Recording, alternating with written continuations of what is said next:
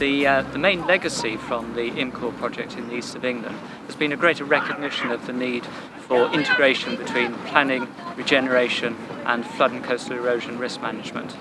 One of the key reports that we commissioned as part of the initiative was concerning governance, and it recognised that there's a real difficulty, despite people's best intentions, to integrate these three aspects. And that's because regeneration, planning and flood and coastal erosion risk management have their own strategic planning mechanisms that are owned by different institutions and work to different timescales, and therefore it's really difficult, as hard as people might try and bring them together and develop integrated approaches. One of the benefits of the expert couplet in the east of England has been to bring together a range of different organisations, each of which have their own perspective on the issues. And as you would expect in a modern day partnership, those organisations span a broad range of interests, from nature conservation to water management to urban planning to economic regeneration and so on.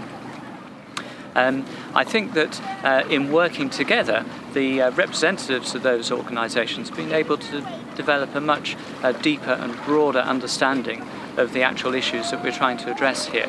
And that, of course, is absolutely vital, because without that broad understanding, we miss part of the problem, and therefore solutions are just not going to be possible.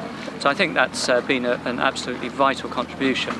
I think from CoastNet's perspective, as a non-governmental organisation, the only one as part of this couplet, we've been able to bring something different to the table in relation to how we approach certain issues, particularly in relation to working with local communities.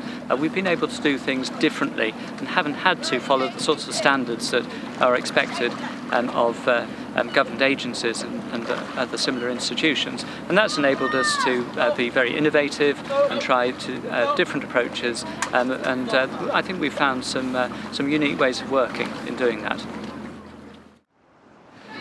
Yes, the main strategic questions from the East of England couplet.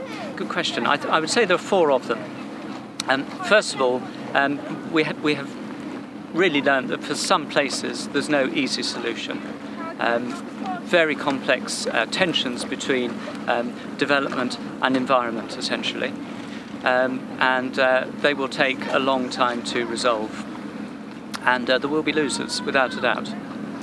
For other places, there are solutions, but nevertheless difficult ones, but with the application of a good process and engagement of a range of stakeholders, then solutions can be found in those cases.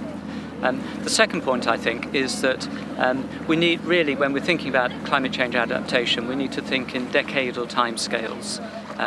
Solutions are not quick, and we need to recognise that they'll take a long time to pan out, and that we may find solutions not immediately, but through a range of related actions over a period of time. So I'd say the third point is that communities often have a very different outlook to government, and it can take some time to really understand what that perspective is. It takes a lot of effort, I have to say, from experience, and we really need to put in place the sort of processes that enable a frank and open debate with community representatives, and that really takes time, and one needs to put a lot of effort into building trust with those representatives to really get the two-way conversation that's needed to really help us to understand what the real issues are within communities and how those can be taken forward into policy solutions. I think the fourth element of the strategic lessons learned is to recognise that we need to take an iterative approach to developing solutions over a long time scale. There are a lot of uncertainties in relation to climate change. Just taking the issue of the rate of sea level rise, for example. And it could be that we change our predictions in a few years' time, and we may have to reflect a higher or lower rate of sea level rise. And so we need to really think about what you might call no regrets actions at this stage. We need to be taking steps in response to climate change that don't preclude different options in the future if our predictions are not quite what we think they might be at the moment.